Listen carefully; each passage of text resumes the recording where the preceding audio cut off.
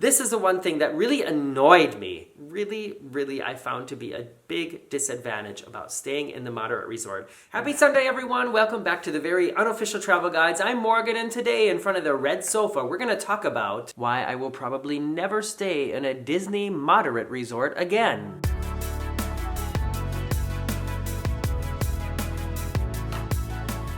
The subject of this video sounds kind of negative, like there's like all these terrible reasons why I feel this way, but it's really not like that at all. It's more about just like balancing the one against the other, or comparing what you get for the extra money that you pay, and that's what we're going to talk about in this video. But before I begin talking about that, let me just tell you, it's late at night on Sunday night, and Marcus and I just drank an entire bottle of wine. Yeah, Marcus is leaving for work-related stuff tomorrow, so we decided to go out for a nice dinner tonight, and we had a bottle of wine, and now I won't see him again until the end of the week. I mean, it's not really a big deal, but I just wanted to let you know, if I seem a little bit different than I usually do, it's because I've had a couple glasses of wine, and it's already late at night on Saturday. But because I'm going to be busy all day tomorrow, I wanted to record this and edit it tonight, so you guys would have it on Sunday, and not like Sunday night. All right, enough tangent already? Let's begin. On our most recent trip to Disney, which was just in November of 2018, so what is it, that's like 3-4 months ago, we stayed in one of the value resorts for the very first time. So for anybody who doesn't know, there are official Disney resorts on Disney property that all offer a certain level of perks. And what you get at the value resorts, you get all that and more, depending on if you stay at a moderate or a deluxe resort. Those are the 3 levels: value, moderate, and deluxe. So we have in the past only stayed in moderate and deluxe resorts because, to tell you the truth, because I didn't have the best impression of the value resorts from the perks that were offered, or the perks that I thought were offered, and from opinions I had heard from friends of mine who had stayed there. However, in our most recent vacation there, which was, like I said, last November, I invited some of my family to come with, and so the budget was a different structure. So we decided that we would stay at one of the value resorts in order to sort of keep in our budget. But for the very last night, it was just Marcus and I left, and we moved over to the Coronado Springs, which was, as far as the moderate resorts go, still our favorite moderate resort. But it was just a really interesting comparison. So in this video, I want to tell you about what it is that you're paying for when you book a moderate resort, and why I personally don't think that most of those things are worth it. And at the end, the very last thing is something that is definitely a disadvantage. Like, I feel a major disadvantage to staying in the moderate resorts. And by the way, I always have sort of a list of topics that I sort of am planning to do these Sunday Sofatime videos about coming up. And I always, when it's time to sit down and film, I always sort of go through a process where I try to decide, all right, which one should I do this week? And to help me make the decision this week, I asked everybody who was a member of my Patreon page. So if you go to patreon.com/veryunofficial, you can sign up for a membership there, and it's like giving me a tip, just like a little gratuity to help me out a little bit more. And I asked those people there which one of, I think I gave 4 options, which one I should talk about this week, and this was the one they picked. So if you are interested in seeing more extra videos and bloopers, behind the scenes stuff, and occasionally being allowed to choose which video I post next, then go over to patreon.com/veryunofficial, okay? There's the wine, like I said. All right, I made myself notes because I just wanted to make sure that I stayed very concise. So forgive me for reading from here. But just in advance, let me also tell you that the difference between a value resort and a moderate resort in price is usually between $80 and $100 a night, like somewhere around there. And so as I'm going through this list, just ask yourself, is that something that's really worth paying that much extra per night? Because Disney hotels are already quite expensive, but there's a reason, and in a way it is justified. All right, so the first thing that I wanted to talk about is one thing that you get offered at the moderate resorts that you don't have at the value resorts is a table service restaurant. So both level of resorts offer you food, but the value resorts and the moderate resorts, they both have a food court where you go and you choose, you order food from a counter and bring it to the cash register, you pay for it, and then you go and you sit down at a table on your own. But the moderate resorts also all have some kind of table service restaurant, meaning you sit down at a table, you get a menu, and you order. However, the reason that that's not important and doesn't factor in for when Marcus and I are trying to make the decision, or we'll make our next decision about where we'll stay at Disney, is because we have never, not once in all of our Disney trips, have we eaten at a table service restaurant at our resort, except for the Animal Kingdom Lodge. But that's a deluxe resort, and that's a whole different story. Doesn't factor into this video as I'm doing it now. So if we've had an evening where we're not going to the parks and we don't have anything going on, we never stay at our resort. We always go to Disney Springs anyway. So that's why a table service, a sit-down restaurant at our resort is just not important to me, not worth paying the extra to have it, as far as I'm concerned. The next thing that I wrote down here is that the moderate resorts also have more pools. So they'll have one main pool, which will have more theming elements. I think they all have a water slide, be it some have sort of a bigger water slide, some have sort of a smaller water slide. So they all have a main pool like that. Those pools will also they'll all have a bar as well. And then the moderate resorts also have what they call quiet pools. So they have 3 or 4 other pools in between the buildings, which are supposed to be quiet pools where you can chill out, right? So here are the things that I wrote down about why that doesn't factor in, at least in my decision. And that is, for one, we hardly ever spend any time at the pool at our resorts, because if we have any time, we're usually just in the parks. We're either in the parks or we're in Disney Springs. And to take an afternoon off and just chill out at the pool, which I know would probably really help us, but no matter how many times we've said we're going to do it, we never end up doing it. We always just end up going into the parks. Another thing is, when we've walked past those quiet pools, they have never been quiet. So just something for you to know. If you were planning on booking a moderate resort because you think, oh, it'll be so nice to have a pool where there's no screaming kids playing around, guess what? You're going to have it anyways, most likely, just because there's nobody really there enforcing it. And I mean, the only way that you could get it then would be to personally speak to the people and be like, excuse me, this is a quiet pool. Can you take your kids and go to the main pool, please? And who wants to do that? I don't. So, those are the first couple of things where I just think at least when I think about it, I think, okay, well, in that sense, it's not worth it for me to pay the extra money to have that, because I don't really benefit from it, because I don't use it. You know what I mean? The next thing that I wrote down is a bar. So this was a misconception of mine. I was thinking that only starting at the moderate resorts that they served alcohol from a bar. And I was wrong. When we stayed at the Pop Century, and as you may have seen from my videos already, we walked through and to the Art of Animation several times in the 10 days that we were staying there. And they also have a bar. It's an outdoor bar, so it's like a pool bar. And the times that we visited ours in Pop Century and also over at the Art of Animation, it was a really fun atmosphere. We got some really nice, pretty strong mixed drinks. And Marcus and I, we just enjoy having a nightcap after a long day at the parks. And you guys know how long these days can be. I mean, we're talking about like 12-hour days.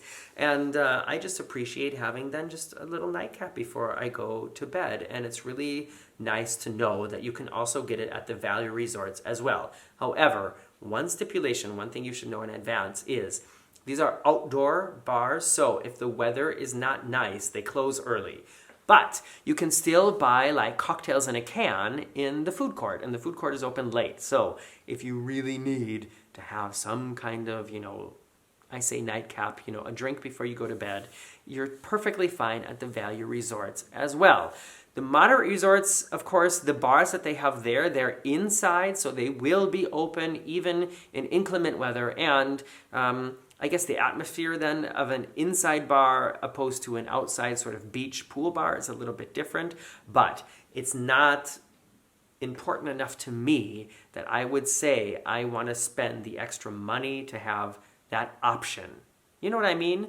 And, altogether, I guess I kind of forgot to say this. I just was really surprised at how much I really liked staying at the value resorts because, like I said, I didn't really have the best impression, but it was kind of a necessity to do it for this trip.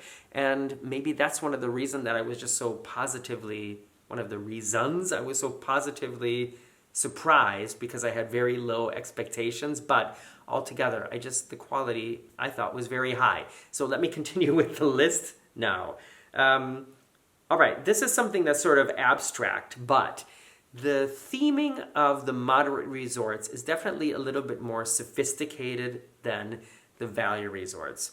Every resort, every official resort at Disney, well, actually, now that they've changed it recently, so almost all of the official Disney resorts have some kind of theming, some kind of like setting that takes you out of the real world and puts you into some other environment. Does that make sense? So like when you stay at Port Orleans, it's sort of themed like the French Quarter or, like New Orleans. If you stay at Coronado Springs, it's themed like the American Southwest. So the theming, the building, the landscape, the food, the bar, everything fits to that story. The value resorts, they're a little bit different in the sense that the theming is more, it's hard to explain. It's like very appealing to families with small kids. That's for sure. It's very bright. The theming elements are very large, very obvious,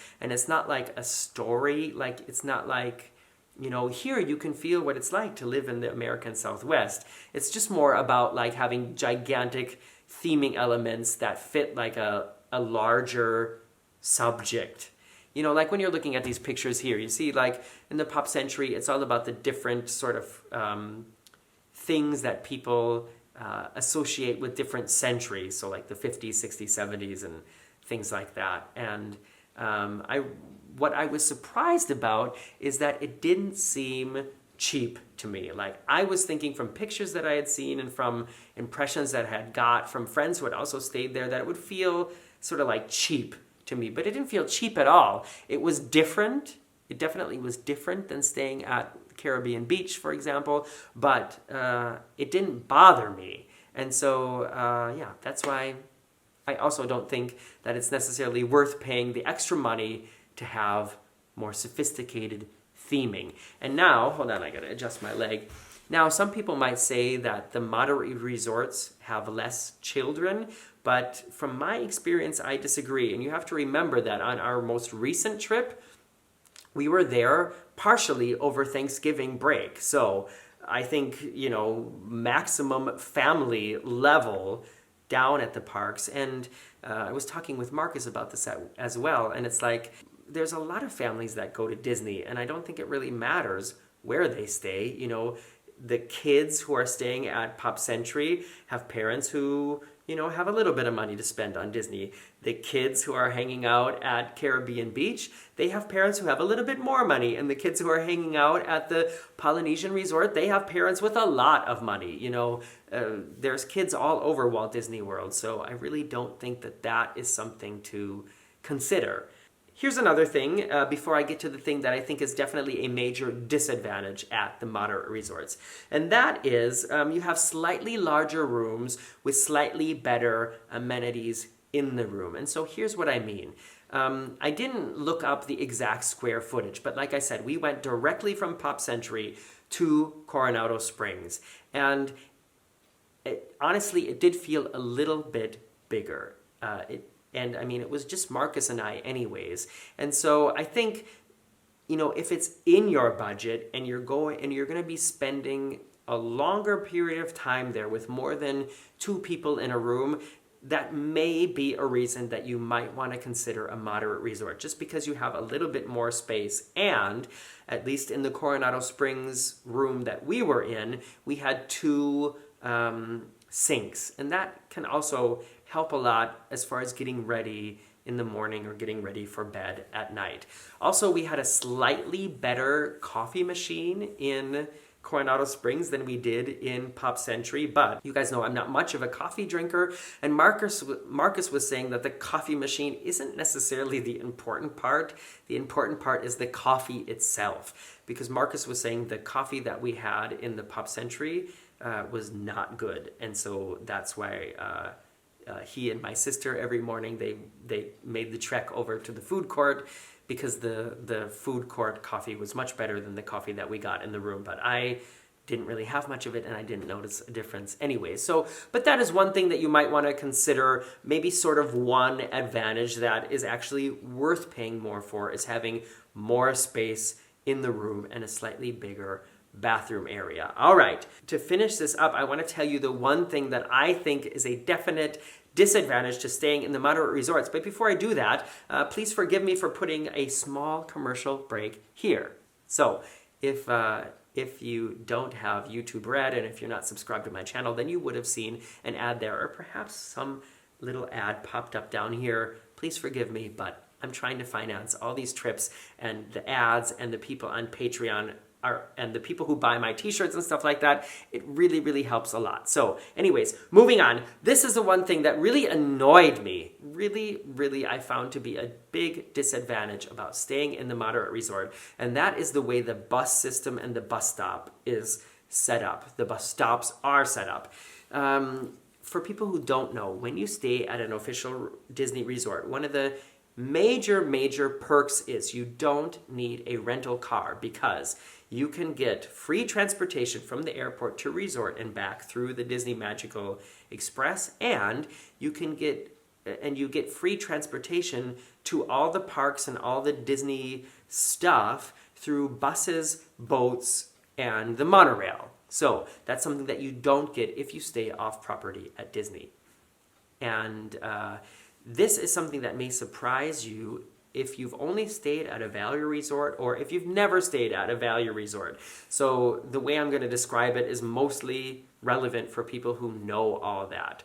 When you stay at the value resort, there is just one bus stop area. So everybody from the entire resort goes through the lobby and goes out to the main bus stop area. And then there's one bus stop for Magic Kingdom, one for Hollywood Studios, one for Epcot, and one for Animal Kingdom. And then there's one for, I think, the other places like Disney Springs and the water parks as well.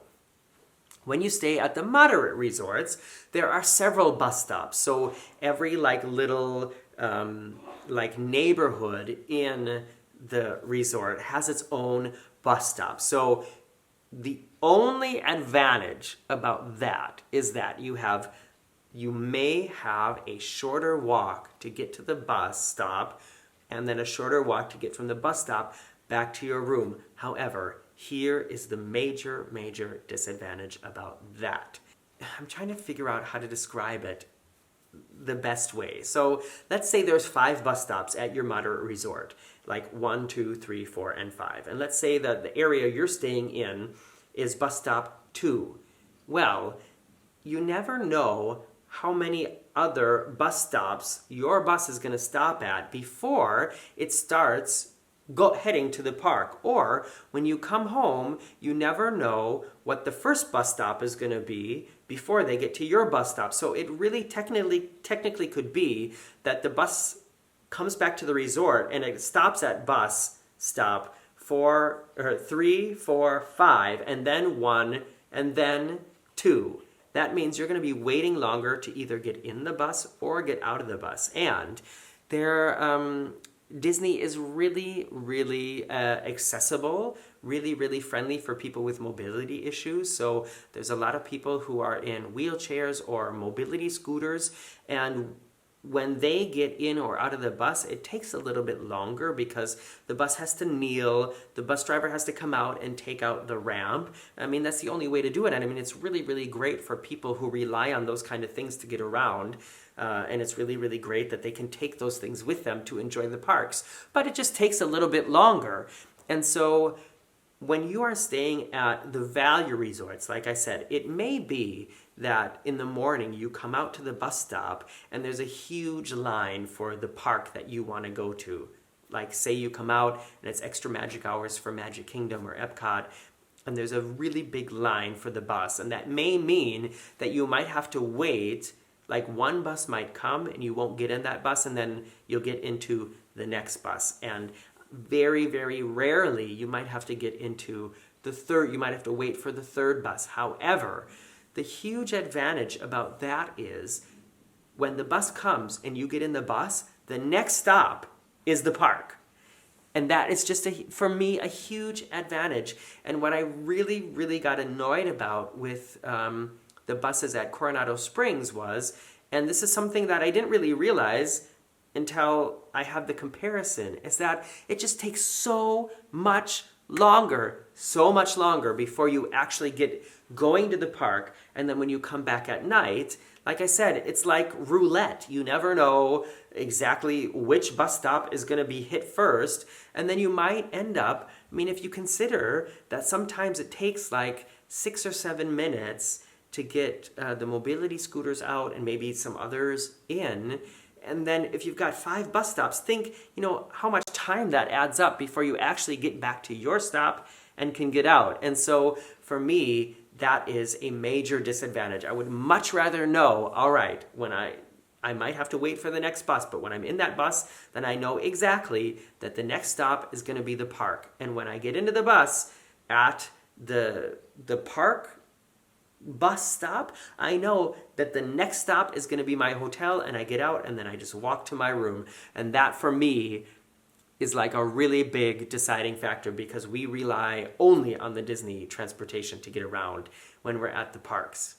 So, hopefully some of these things helped you, and let me know if you agree with these or not. And if you have never stayed at a value resort and you've been happy with the moderate resorts, then I really encourage you to consider staying at one of the value resorts for your next vacation. And to me, if you're a cruise fan, it's very similar to the way that I describe like the inside cabin, ocean view cabin, and balcony cabin. I feel like from now on, we will either stay at a value resort and then have the extra money from our budget to just do more fun things and splurge on things, or we'll splurge on the resort and stay like in the Animal Kingdom Lodge again and then have a little bit less money. But for me, a moderate resort is just not worth that extra, like $80, $90 a night. So now comes the time on Sunday Sofa Time where I comment on your comments live on air.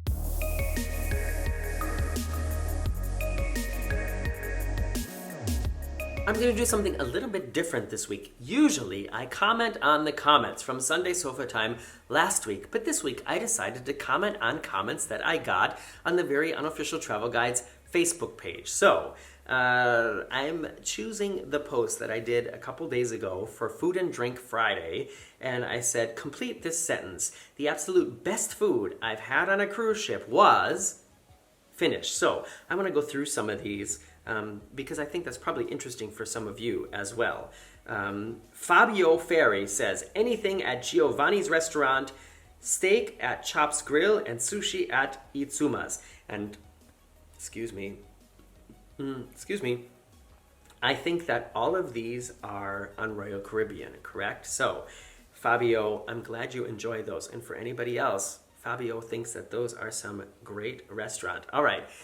Next one is from Kelly Watson. Kelly writes, linguine with truffles at Jamie's Italian on the Ovation of the Seas. And the reason why that sounds so good to me right now is because that is exactly what I had tonight at the Italian restaurant we went to here. It wasn't Jamie's, it's just a mom and pop Italian restaurant here, but geez, truffles are something really, really special. She also writes, and a bourbon and wasabi cream brulee on the P&O's Pacific Eden. So P&O is a line that I'm not really familiar with. I know it exists, but I've never been on one. So thanks for that as well, Kelly. That sounds great.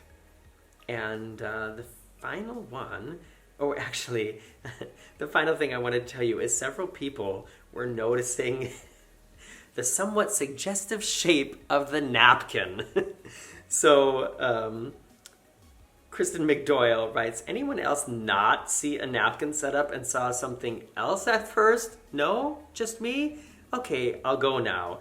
But, Kirsten, don't worry. If I go through the comments here, I know some other people, like Sergey Karp wrote, towel penis detected. And I know there was one other one here. Let me find it. And by the way, I love that kind of humor. Don't worry about offending me with stuff like that when you see it on my page. I can't find it now, but yeah, thanks for participating. And if you're not at Facebook, then please go over there as well, because it's a fun place to interact. And sometimes the conversation and the comments and things like this, they go on a lot longer there on Facebook than they do on YouTube. So thank you, everybody. I hope you're having a great weekend. Thanks for this, for listening to me like this, but I guess I didn't really have that many tangents this week, did I? Maybe I should share a bottle of wine with Marcus more often. All right, see you later, everybody.